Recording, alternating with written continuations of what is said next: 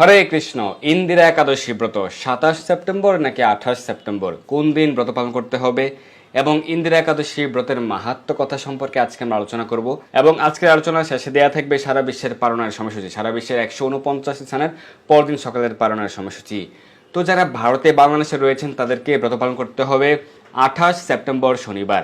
শুধুমাত্র যারা আমেরিকা এবং কানাডা রয়েছেন, আমেরিকা এবং কানাডার পশ্চিমাংশের কয়েকটি প্রদেশে ব্রত পালন করতে হবে 27 তারিখ। আবার যারা নিউজিল্যান্ডে রয়েছেন সেই ক্ষেত্রে ব্রত পালন করতে হবে 29 তারিখ, কারণ পক্ষবর্ধিনী মহাদ্বাদশী যুক্ত রয়েছে। তো 27 তারিখ শুক্রবার ব্রত পালন করতে হবে যে সকল স্থানে আমেরিকা এবং কানাডার পশ্চিমাংশে।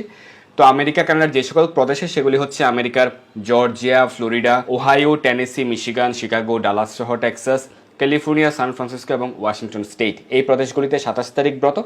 কানাডার ক্ষেত্রে কানাডার ম্যানিটোবা, অন্টারিও, সাসকেয়াচন, আলবার্টা এবং ব্রিটিশ কলাম্বিয়া প্রদেশগুলিতে ব্রত পালন করতে হবে 27 তারিখ শুক্রবার, এবং মেক্সিকোতে ব্রত পালন করতে হবে 27 সেপ্টেম্বর শুক্রবার।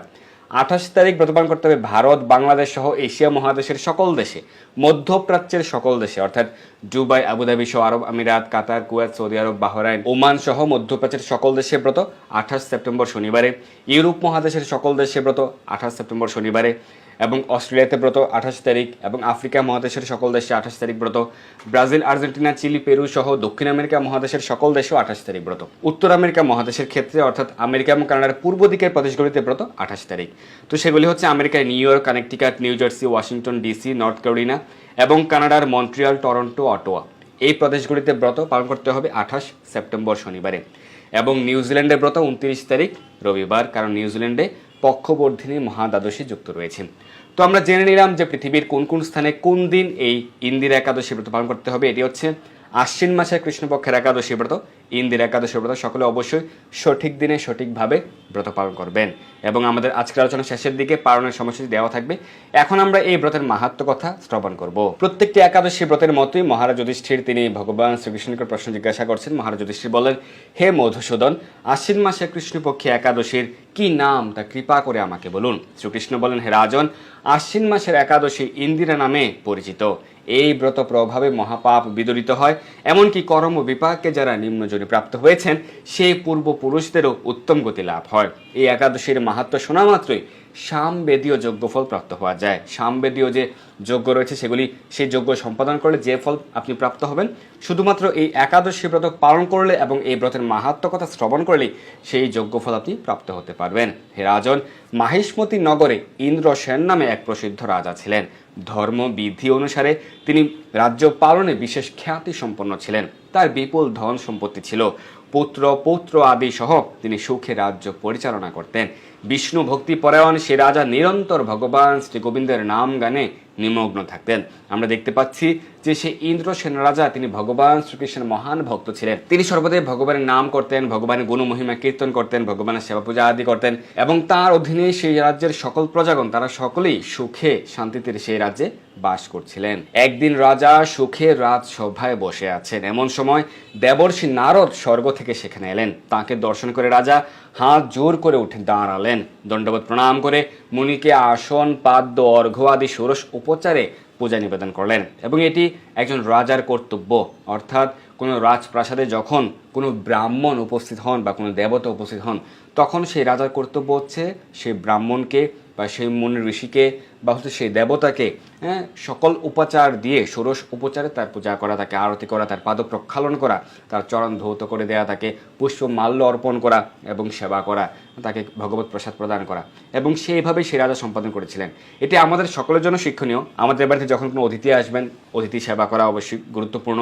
বিশেষ করে যদি কোনো কৃষ্ণ ভক্ত, কোনো বৈষ্ণব শুদ্ধ ব্রাহ্মণ আপনার বাড়িতে আসেন, তাহলে অবশ্যই চেষ্টা করবেন শুদ্ধভাবে সঠিকভাবে তার সেবা সম্পাদন করার। তো রাজা ইন্দ্রসেন নারদ মুনিকে বললেন, হে মুনিবর, আপনার দর্শন মাত্রই আমার যাবতীয় যজ্ঞফল লাভ হয়েছে।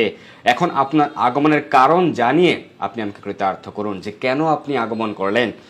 দেবর্ষি নারদ বলেন, হে মহারাজ, অতি বিস্ময়কর এক কথা শ্রবণ করুন। আমি এক সময় যমলোকে গিয়েছিলাম। কারণ নারদ মুনি তিনি অনেক সময় তিনি নরকে যেতেন এবং সেই নরকবাসীদের কি অবস্থা, কীভাবে তারা উদ্ধারপ্রাপ্ত হবে, সেই কারণে তিনি খুবই দয়াপরবশ হতেন এবং তিনি অত্যন্ত কৃপা পরবশ হয়ে সেই নরকবাসীর কীভাবে উদ্ধারপ্রাপ্ত হবে সেই জন্য তিনি একটি ব্যবস্থা করতেন। তো তিনি একবার গিয়েছিলেন যমলোকে, কি অবস্থা, যমরাজ কিভাবে তা পরিচালনা করছেন, তার দায়িত্ব সম্পাদন করছেন, সেটি তিনি দেখার জন্য তিনি গিয়েছিলেন একবার।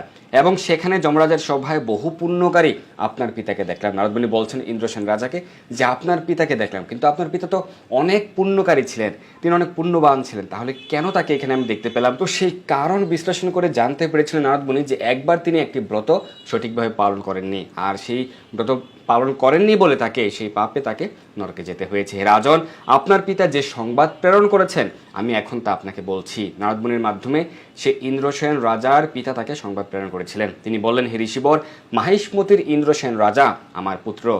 অর্থাৎ ইন্দ্রসেন রাজার পিতা নারদমুনির কাছে সেটি ব্যক্ত করেছিলেন, তার যে অনুরোধ সেটি তিনি ব্যক্ত করেছিলেন সেই নরকে। আমি বহু পুণ্য অনুষ্ঠান করলেও কোনো কারণবশত জমালয়ে আসতে বাধ্য হয়েছি, এটি আপনি তাকে বলবেন, অর্থাৎ তার পুত্রকে যেন নারদমুনি জানাতে পারেন। আপনি কৃপা করে তাকে সর্বপাপ দূরকারী ইন্দিরা একাদশী ব্রত পালন করতে বলবেন। সেই ব্রত প্রভাবে আমি নিষ্পাপ হয়ে স্বর্গলোকে যেতে সমর্থ হব, এই কথা জানাবার জন্য আমার আগমন। হে রাজন, আপনার পিতার মঙ্গল বিধানে আপনি যথাবিধি ইন্দিরা ব্রত পালন করুন। তো নারদমুনি নির্দেশ প্রদান করলেন যেন আপনি যথাবিধি ইন্দিরা একাদশী ব্রত পালন করুন। রাজা ইন্দ্রসেনের প্রতি তার নির্দেশ ছিল। রাজা জিজ্ঞাসা করলেন, হে দেবর্ষি, সে ইন্দিরা ব্রতের বিধি কি? কোন তিথি বা কোন পক্ষে এই একাদশী ব্রত পালন করা কর্তব্য তা আমাকে বলুন। দেবর্ষি নারদ উত্তর দিলেন, হে মহারাজ, আশ্বিন মাসের কৃষ্ণপক্ষে দশমীর দিন শ্রদ্ধা সহকারে প্রাতঃস্নান করবেন, মধ্যাহ্নকালে ভক্তি ভাবাপন্ন হয়ে পুনরায় স্নান করবেন এবং রাত্রিকালে ভূমিতে শয়ন করবেন। পরদিন একাদশীতে প্রাতকৃত্য আদি সমাপন করে নিরাহারে থাকবেন। প্রাতকৃত্য মানে হচ্ছে ভোরবেলায় স্নান করে ভগবানের সেবা পূজা আদি করা, মঙ্গল আরতি করা, হরিনাম জপ করা, যে মর্নিং সেশনে প্রাতকালে যে কৃত্য সম্পাদন করতে হয় নিজেদের সাধনা এবং ভগবানের সেবা, সেটি সম্পাদন করবেন এবং সেদিন নিরাহারে থাকবেন। ব্রতের নিয়মাবলী দৃঢ়ভাবে পালন করবেন। হে পুণ্ডরীকাক্ষ, হে অচ্যুত, আপনি এই শরণাগতের প্রতি কৃপা করুন। এইভাবে শ্রদ্ধা সহকারে শালগ্রাম পূজা করে পিতার উদ্দেশ্যে ব্রতের ফল অর্পণ করবেন। দ্বাদশীর দিন সকালে ভক্তি ভরে শ্রী গোবিন্দের পূজা করে ব্রাহ্মণ ভোজন করিয়ে অবশেষে নিজে মহাপ্রসাদ গ্রহণ করবেন। হে রাজন, বিধি অনুসারে ভগবান শ্রীহরি এবং ভক্তদের অর্চন করলে আপনার পিতৃবর্গ মুক্তি লাভ করে শীঘ্রই বৈকুণ্ঠে গমন করবেন। এই সলিউশন নারদমুনি প্রদান করেছেন। এটি কিন্তু আমাদের জন্য শিক্ষণীয়। আমাদের সকলকে অবশ্যই ব্রত পালন করতে হবে। আপনারা কেউ চাইলে আপনাদের পিতৃপুরুষদের উদ্দেশ্যেও এই ব্রতফল অর্পণ করতে পারবেন।